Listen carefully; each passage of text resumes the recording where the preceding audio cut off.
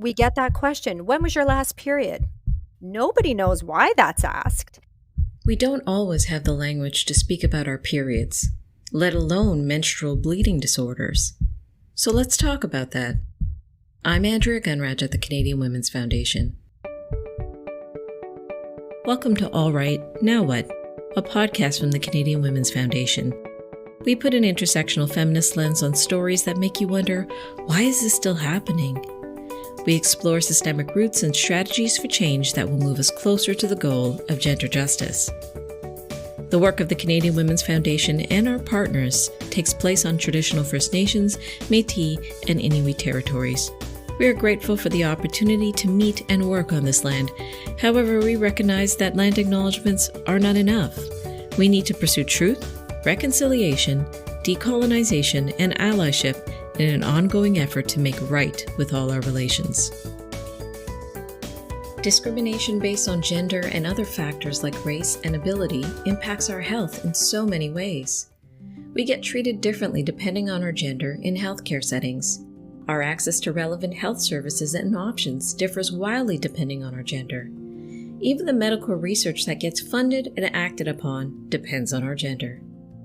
May 28 was International Day of Action for Women's Health. So for the next few episodes, we're focusing on gender and health matters we may know bits and pieces of, but probably need to learn more about. Today, I'm joined by Natalie Philbert and Dr. Meghan Pike. Natalie Philbert is Manager of Women's Programs and Services at Hemophilia, Ontario. She's a PhD candidate focusing on delay in diagnosis for menstruators with bleeding disorders. Natalie brings a professional and personal passion to the bleeding disorder community. Given her own diagnosis, she co-created a website called herox.ca, specifically designed for menstruators with bleeding disorders. Dr. Meghan Pike is a pediatrician and clinical fellow in Pediatric-Hematology Oncology at Dalhousie University IWK Health Center. She launched the WeThrive App that can identify adolescents with heavy menstrual bleeding. She's an advocate for free access to menstrual products. Her research interests include patient-reported outcome measures, impacts of cancer treatment on reproductive and menstrual health, and advocacy for menstruators. I'm Meghan Pike. I'm a pediatrician and a fellow in Pediatric-Hematology and Oncology at the IWK in Halifax. My work over the past few years has mainly been looking at advocating for menstrual equity. So in particular, identifying adolescents with heavy menstrual bleeding and how it impacts their quality of life, as well as advocating for access to menstrual products for anyone who menstruates. And I'm actually going to be working as a pediatric oncologist starting in July and looking at reproductive and menstrual outcomes for pediatric patients who have undergone treatment for malignancy. You know, I like to be by the ocean, so I moved to Nova Scotia from Winnipeg many years ago to be closer to the ocean. I love kayaking, and we're getting a puppy in a couple weeks, so I think that's the thing that's keeping me the most excited at the moment. My name is Natalie Philbert. I'm the Manager of Women's Services and Programs with Hemophilia, Ontario. I'm also a PhD candidate, and my focus is on menstruators with bleeding disorders and looking at delay in diagnosis. It's a particular professional and personal passion for me, as I have VWD type 1. My whole world is a little bit of eat, sleep, and breathe menstruators with bleeding disorders. In my personal life, some of my passions are certainly family. I have a big family. I have 5 children. We keep pretty busy. I would say that I have an obsession with the Golden Girls. So every single night, that's what I fall asleep to. I feel I know very little about bleeding disorders in women.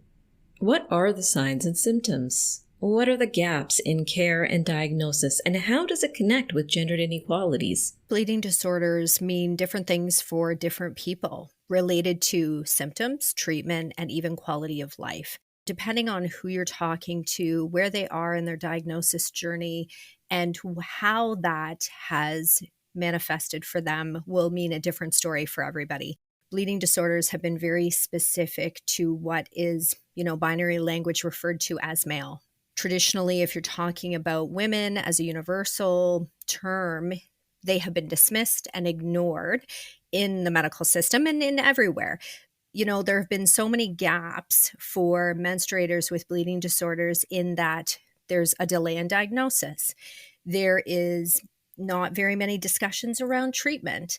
And then there is this ongoing lack of awareness that exists in many areas of a menstruator's life. And you'll hear me using the term menstruators because, of course, there is this historical piece where women have been ignored and dismissed and not really having a seat at the table around bleeding disorders.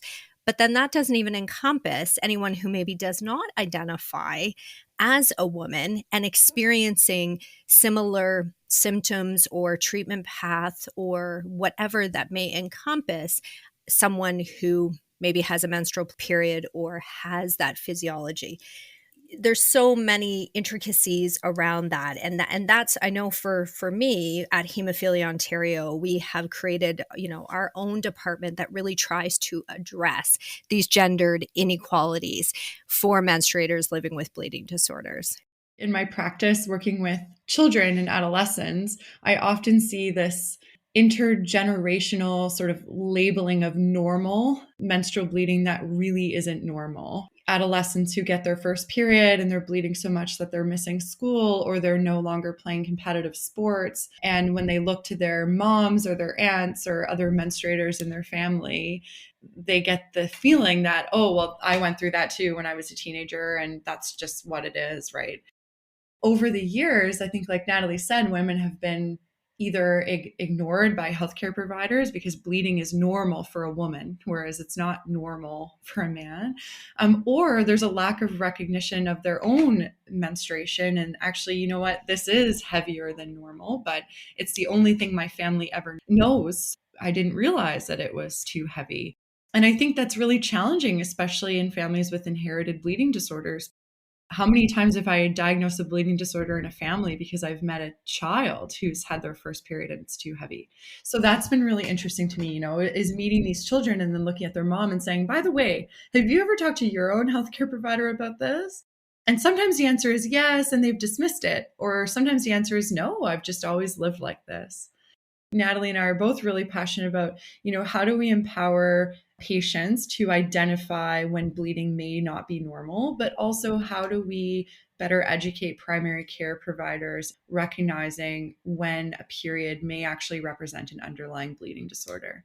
Everything that Meghan said is so true. And I think that additional layer is that we also don't talk about menstrual stigma. It's one of the areas, for example, I'm focusing on in my PhD work.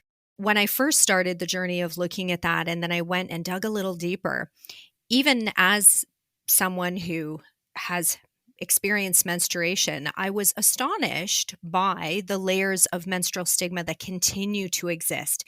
We don't talk to each other about menstruation. We don't talk to our GPs about menstruation. We don't talk to our kids or our partners or anybody because it's just something we experience. It just is what it is. And there's nothing to be talked about. Whereas there's lots to be talked about, but it's not a welcome conversation at all.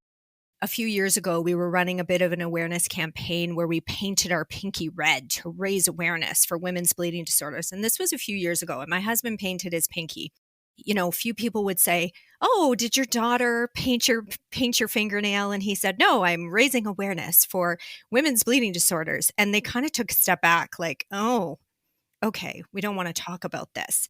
It's also about, to Meghan's point, bridging that gap of what's normal. It's not normal to struggle with menstrual bleeding. Like that's just not a normal part of it. And it may indicate something else, maybe not, but it may indicate something else. And what we're trying to really make happen is there a little bit more question about that, a little bit more investigation about that, and finding out what is feeling like, this may not be normal for everyone.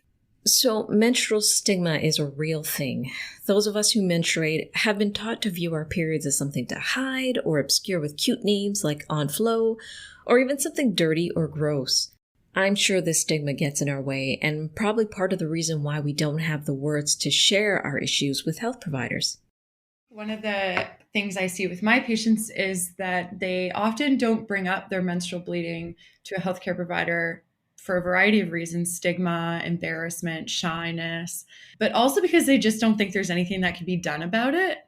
Well, I'm trying to shift the narrative to say there is something that can be done about it. Even if we can't identify the exact reason why your menses are so heavy, which we can't always, but even if we can't, there are really effective treatments to help decrease the bleeding. And they're not all hormonal treatments. Some families feel very strongly that they don't want that, and that's okay. There's all kinds of alternatives. And so what I always say to people is, if you're bleeding so much that you're missing school or missing work, or there's things that you want to do that you can't do because of your menstrual bleeding, that's a problem.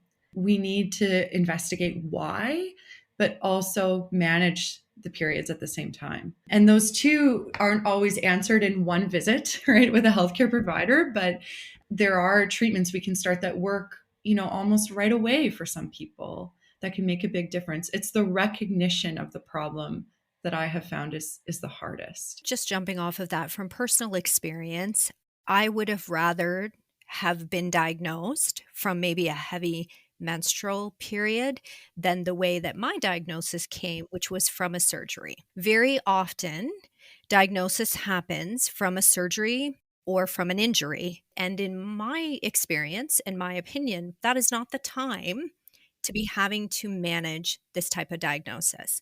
I would have preferred maybe having some further investigation around menstrual periods and a discussion about that, and maybe a diagnosis surrounding that, when I had more time to educate myself, advocate for myself, and figure out what are my treatment options if I am in a situation of a surgery or an injury. It all too often comes as a result of that. And then all of a sudden you're finding your way, trying to figure it out. With there being so little education and so many blocks in the way to find out what to do, that can be a very difficult time to try to do it. And I, like the Society of Gynecologists of Canada, will say, menstruation is a vital sign. And I love that, because how often do we measure vital signs in healthcare, right? Every visit we're getting your temp, your, oxygen saturation. Your menstrual pattern can tell me so much more about your health than your respiratory rate on that given day. And I actually had a surgeon call me not long ago to say, I have this patient scheduled for an elective procedure, and on my history, I picked up that they have heavy periods, and I want you to see them before I do this elective procedure. And I said, oh, thank you, right? Thank you for asking about periods in a pre-operative visit. And it should be the standard. And I just was so grateful for that, because it really gave me a chance to intervene, hopefully before that patient has an experience like you did, Natalie, right? We get that question. When was your last period? Nobody knows why that's asked. Now, Megan, you know that it's because it's that vital sign of health. It's that indicator. The average person does not know why I'm being asked that, but we're asked it. And then guess what happens? We just move on. We have no idea why. We don't know why we're asked that. We're not sure what it indicates. There are opportunities to find out a little bit more. What would you recommend we do to be able to learn more? Any tips and tools to share? So a few years ago, I released an app called WeThrive, and it's designed for adolescents. It's made by myself and by a group of adolescents to help identify heavy menstrual bleeding. So I would encourage any teenager that has periods to download and use the app. You can use menstrual tracking, or you can fill out something called a flow check, which does not require tracking periods. Not everyone likes to do that. It's a quality of life questionnaire that has the ability to identify whether you are someone that meets criteria for heavy menstrual bleeding. It is designed to be gender neutral, actually. So it's really made for anyone who menstruates, regardless of their identified gender. Because to me, if you have a uterus, you are at risk of heavy menstrual bleeding. And so you should be able to recognize that. It will also give some tips for how to talk to your healthcare provider about it if you are to be identified as someone who has heavy menstrual bleeding, and it will help link you to clinics in your area that are available on a walk-in basis without an appointment or the need for a family physician. a lot of adults have asked me about using it, and you can use it, but tools like the flow check are validated for adolescents. So it is a bit different. One of my colleagues that Natalie and I have worked with, Dr. Paula James in Kingston, she created a website called Let's Talk Period, and there is a self-BAT, self-bleeding assessment tool on that website that's for adults, men and women. But I would encourage anybody to fill that out to see what their sort of bleeding risk is. But overall, I would say that if you, like I said before, if you have missed out on things in your life that you want to do because of heavy periods, that on its own should be enough to raise a red flag for any healthcare provider. And I really encourage people to say to their healthcare provider, I'm really worried about my menstrual bleeding and I want to be tested for a bleeding disorder. I wish that was enough. Sometimes it is, it's not always. And the other side of it is what Natalie and I are working on in terms of educating primary care providers about what to do in the case that they have a patient come to them and say, this is what I'm experiencing and I need help. But I've noticed that some of the buzzwords that healthcare providers look for that patients say is, I bleed so much I can't go to school. I'm soaking through my product. I'm getting up at night to change my product, changing my product every hour. I'm anemic, because of my heavy periods. Those are all things that we are trained to listen to. If any of that resonates with you, that's enough of a reason to talk to your healthcare provider. I love that you gave a script, Meghan, with which to say to your healthcare provider, because the thing is that the average person, adolescent especially, but even adult, does not know what to say. We do not know what to say to our primary care providers because there is a power imbalance there, and we don't know how to frame it. We feel they know best, and if they haven't brought it up, maybe we shouldn't bring it up either. If that script doesn't work and you're feeling like, oh gosh, this didn't work. This is why Hemophilia Ontario exists. Like, we are there to help support you and help you in that next step, help you at any point in that journey. So back to kind of what Meghan said, I think anyone can fill out that self-BAT at the letstalkperiod.ca website, because you go, it takes under 3 minutes. And it just gives you a bleeding score that says to you, could this potentially be abnormal bleeding or no? And then you have something that you can take with you and say, you know what, I filled this out and it's showing me an abnormal bleeding score. I'd like to know more. It doesn't automatically mean you have a bleeding disorder. It just might give you something else you'd like to look at or present to your primary care provider for some additional screening. Also, Hemophilia Ontario has all kinds of resources. In the last year, we launched a website called heroix.ca. So it's HEROIXX.ca. And it is all for women and menstruators with a bleeding disorder.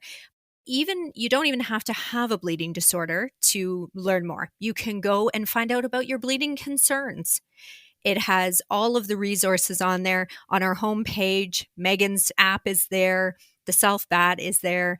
And if you do have a bleeding disorder, there's all kinds of videos. There's like we do podcast talk series episodes. We do all kinds of things. So in terms of the now what, it's about informing and educating and going out and getting a hold of some of these resources that have traditionally not been available. The other part I would throw in there is one of the things we do keep hearing is that sometimes people get tired of advocating for themselves in a situation like a medical situation where they are vulnerable.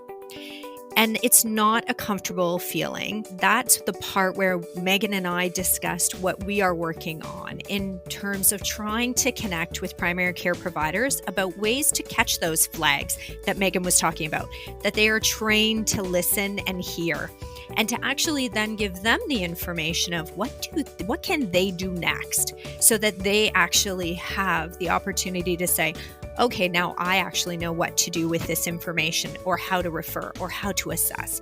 So we're kind of in the middle of working that out. All right, now what? Visit heroix.ca and download the WeThrive app. They're packed with great information for anyone who menstruates. Please listen, subscribe, rate, and review this podcast. If you appreciate this content, please consider becoming a monthly donor to the Canadian Women's Foundation. People like you will make the goal of gender justice a reality. Visit CanadianWomen.org to give today, and thank you for your tireless support.